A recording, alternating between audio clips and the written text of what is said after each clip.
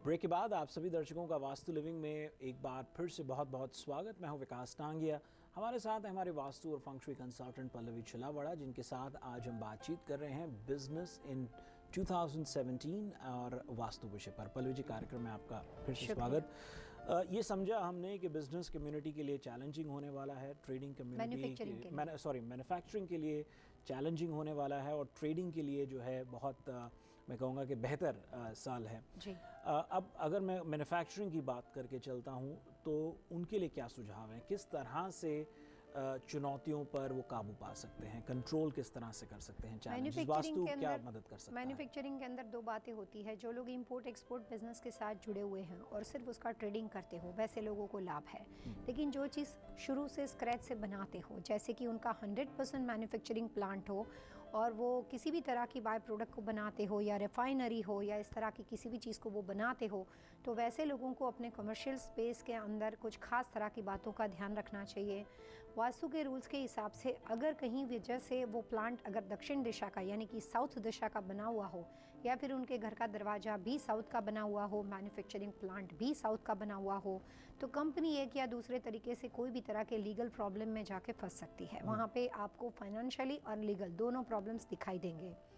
2017 के नवंबर महीने से लेकर 2018 के जून महीने तक का जो पीरियड है, वो ऑल ओवर वर्ल्ड लेवल पे ऐसी बात है कि वहाँ पे किसी बहुत बड़ी संख्या में कुछ लोगों का कुछ हो जाना या बहुत ज़्यादा किसी लोगों का कोई बड़ी अकस्मात अनहोनी घटना हो जाना, तो इस तरह के नुकसान बहुत बड़े होने की संभावना भी बहुत ज़्यादा है। क्योंकि जब मतलब क्या आप नेचुरल डिजास्टर की ओर रुख कर रही हैं, या नेचुरल तो नहीं होगा लेकिन ज़्यादातर कुछ अनहोनी हो जाती है ना, जैसे कोई एक बहुत बड़ी दुर्घटना हो गई और बहुत सारे लोगों को कुछ हो गया, तो काफ़ी बड़ी मात्रा में, जैसे बोलते हैं कि साउथ जब खराब होता है तो आदमी का खून निकाल देता है, तो उस तरह की संभावना हेल्थ से रिलेटेड चीज़ों में ज़्यादा है।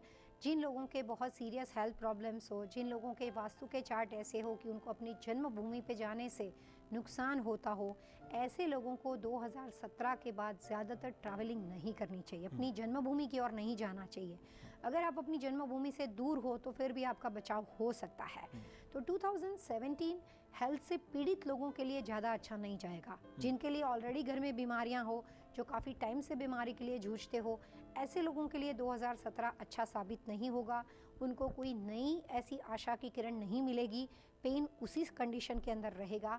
लेकिन जिन लोगों के घरों के अंदर सब कुछ अच्छा चलता हो, बिजनेस अच्छा चलता हो, फाइनेंशियली वो स्ट्रांग हो और घर के अंदर गलती से पता ना हो और दक्षिण दिशा के अंदर या बिजनेस के अंदर साउथ दिशा के अंदर गलती से कोई कॉर्नर एक्टिवेट हो जाता हो, उन्होंने तोड़फोड़ कर दी, कंस्ट्रक्शन चेंजेस कर दिए, इस तरह की कोई बात बनी हुई हो, फैक्ट्री में मैन्युफैक्चरिंग प्लांट में कुछ ना कुछ होता रहता है, तो इस तरह की कोई चीज़ बनी हुई हो, तो ऐसे लोगों को इस साल सिर्फ ईयरली कैलकुलेशन के हिसाब से साल भर में बहुत बड़ा लॉस उठाना पड़ेगा।